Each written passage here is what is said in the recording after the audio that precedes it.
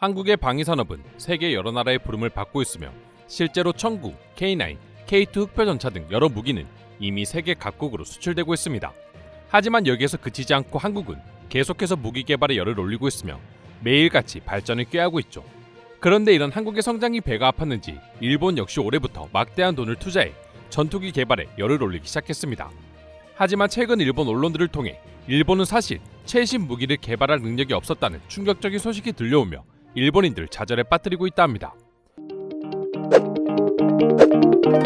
일본은 내년 방위비 예상을 그동안 지켜왔던 국내 총생산의 1% 이내라는 규칙을 깨는 추가 편성을 예고하면서 전투기 전력 증강에 공을 들이는 모습을 공개적으로 내비쳤습니다.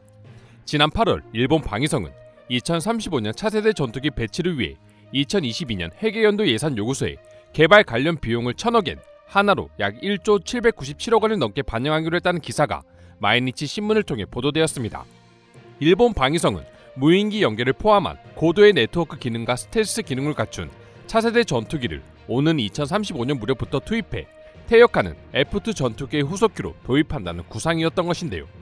일본 차세대 전투기 사업의 경우 일본 기업을 주축으로 하되 국제 공동개발 형태로 진행될 것으로 알려졌었습니다. 이에 그동안 일본 최고의 방위산업 기술을 갖춘 미쓰비시 중공업을 개발 총괄 기업으로 선정하고 가와사키 중공업, NEC 등의 일본 기업들이 대거 참여했었죠. 뿐만 아니라 미국의 로키드 마틴사와 협력을 꾀했고 엔진 개발에는 영국의 롤스로이스가 관여하는 방안을 발표했습니다. 하지만 그럼에도 불구하고 일본 언론들 사이에서 일본은 더 이상 최첨단 전투기를 개발할 능력이 없다라는 뉴스가 계속해서 흘러나오고 있는 것이죠. 이와 관련해 일본의 군사 전문가인 키요타니 시니치는 일본은 차기 전투기 사업에서 F-35A를 선정해 일본에서 라이센스 생산을 하고는 있지만 과거 미국에게 F-22를 요청하며 시간을 허비하는 동안 일본의 F-2 전투기 생산은 끝나버렸고 결국 그렇게 수많은 일본의 많은 협력체들은 방위 산업에서 철수했다라며 이제야 다시 전투기 사업에 막대한 자금을 투입하는 일본 정부를 보기 좋게 비난했습니다. 시니치 씨의 비난은 여기에서 끝나지 않고 사실 F-35A 생산에 일본 기업들이 참여하지 않는다는 점도 꼬집어 말했습니다. 군사 관련에 관심 있는 분들은 다들 아시겠지만 일본 기업은 실제로 차세대 전투기 사업에서 최종 조립과 검사만 담당할 뿐이었고 일본제 부품과 레이더 등의 생산은 전혀 없다고 합니다.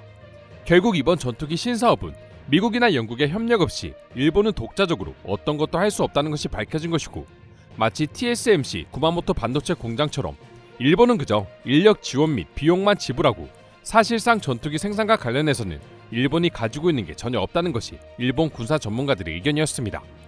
일본이 그렇게 떵떵거리며 1조 원이 넘는 자금을 투입하며 전투기를 자체적으로 개발하겠다고 공표했지만 사실상 외국 기업들이 만드는 것과 다름없는 것이죠. 물론 이마저도 일본 국민들 중 일부는 감지덕지해야 한다고 말하는 사람도 있습니다만 현재 일본의 기술력이 얼마나 바닥으로 떨어져 있는지 알 수 있는 모습이라고도 할 수 있습니다. 아시아에서 최고의 경제력과 기술력을 갖춘 나라였지만 이제는 해외 기술이 없으면 전투기 하나도 만들 수 없는 나라가 되어버린 것이죠. 일본 국민들 역시 이런 일본의 무너진 모습을 보고 전투기의 엔진을 자력 개발할 수 없는 것이 일본의 약점이고 어쩔 수 없이 타국에 의존해야 하는 현실이 암담하다라며 자국의 현실을 인정하는 모습을 보여줄 뿐이었습니다. 오히려 이제 일본은 다른 나라의 도움을 통해 기술을 배우고 이를 통해 다시 성장의 기회를 잡아야 한다고 주장하는 일본인들도 많이 찾아볼 수 있었습니다. 일본은 개발에 성공했다고 해도 실제로 전투기를 양산하고 구현한 경험이 없다. 그래서 우리는 노하우 등을 배워야 한다. 이번 기회를 통해서 새로운 기술을 얻게 되면 장래에 큰 이득이야. 일본 단독이었다면 걱정이었을 텐데 영국, 미국과 함께 한다면 괜찮을 것 같아 라고 말하면서 말이죠. 하지만 대부분의 일본 네티즌들의 경우 결국 일본 소재나 기술력이 전혀 들어가지 않고 이름만 올렸을 뿐 미국과 영국 기술이 전부인 일본의 전투기 사업을 보고 비난하는 경우가 대부분이었는데요. 그럼 지금부터 실제 일본 네티즌들은 애당초 일본은 전투기를 만들 능력이 없었다는 기사를 보고 어떤 반응을 보여주고 있는지 자세히 살펴보도록 하겠습니다. 일본은 그동안 기술력 발전이 없었기 때문에 어떤 것도 해내지 못할 거라고 생각했다. 그리고 주변 사람들 역시 그게 당연할 거라고 생각했어. 하지만 미국, 영국이 함께 힘을 보탠다니 그나마 다행이라고 생각한다. 일본, 영국, 미국이 협력해서 중국보다 더 뛰어난 전투기를 개발했으면 좋겠어요. 일본은 프로토타입까지 개발해 일본 단독으로도 전투기 개발이 가능한 길은 닦아놨습니다. 하지만 정작 실질적인 기술력은 부족했습니다. 하지만 록히드 마틴이 개입된다면 이야기는 다릅니다. 문제는 그렇게 되면 일본 기술은 하나부터 10까지 모두 배제되지는 않을까 싶어요. 한국도 물론 기술 지원을 받았을 테지만 KF-X 사업을 너무나 완벽하게 끝냈다. 그것도 한국 기술력으로 말이야. 일본과는 너무 다른 것 같아. 기술력에 있어 이제 한국은 일본이 넘을 수 없는 산이 된 것만 같아. 반도체에서 그랬던 것처럼 한국은 군수산업 분야에서도 확실히 일본을 뛰어넘었고 이제 우리는 대다수의 산업에서 한국에 뒤처지게 됐습니다. 일본은 이제 해외 기술에 의존할 수밖에 없는 나라가 되었고 그저 돈만 주면 되는 물주 역할을 자처하고 있을 뿐이다. 일본이라는 나라가 남의 나라 기술을 훔치는 것 외에는 그 무엇도 할 수 없는 나라가 되어버린 것입니까? 누르노 보면서도 믿고 싶지 않은 참담한 현실이네요. 한국의 KF-X 사업에 자극을 받았다고 당당하게 말할 수는 없겠지만 너무 극단적인 것 같다. 나라 경제 상황이 좋은 것도 아닌데 이런 상황에 한두 푼도 아닌 수준의 방위비 인상은 불필요한 것 같아. 전 오히려 반대입니다. 신형기 개발에 고작 800억에는 밖에 투자하지 않는 것입니까? 지금 일본이 가지고 있는 기술력만 보면 이 돈으로 신형 전투기 개발은 무리일 것입니다. F2 전투기도 퇴역까지 얼마 남지 않았다. 거기에다가 옆나라 한국이나 미국, 영국, 독일 같은 군사 강대국은 점점 신형 전투기를 배출하며 거대해지고 있다 보니 괜히 조급함이 생긴 건 아닐까 싶어. 일본은 방산 수출 분야에서 더 이상 강대국이 아닙니다.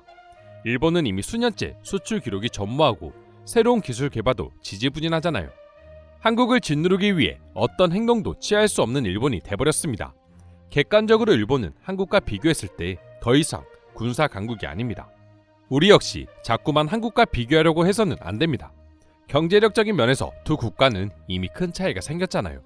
일본과 비교해야 할 국가들은 한국이 아닌 태국과 대만과 같은 신흥 아시아 국가들이 맞는 것 같네요. 일본이 한국에게 모든 것이 따라잡혔다는 게 안타깝기는 하지만 이것이 우리가 받아들여야 하는 현실이야. 적기지 공격 능력을 갖춰야 한다는 사람들도 있는 걸로 안다. 하지만 역사를 바로 알아야 한다. 우리는 그런 능력을 갖춰서는 안 될 민족이다. 제발 지나간 역사를 반성할 줄 아는 태도를 가지자. 이미 공대공 미사일도 공동 개발하고 있고 엔진 기술 역시 세계 최고의 롤스로이스와 공동 개발하는 것은 상당히 좋은 일이다. 난 미국을 견제하기 위해서라도 영국과 몰래 짝거리로 공동 개발을 이뤄내야 한다고 생각해. 무조건 나쁘게만 보지는 말자고.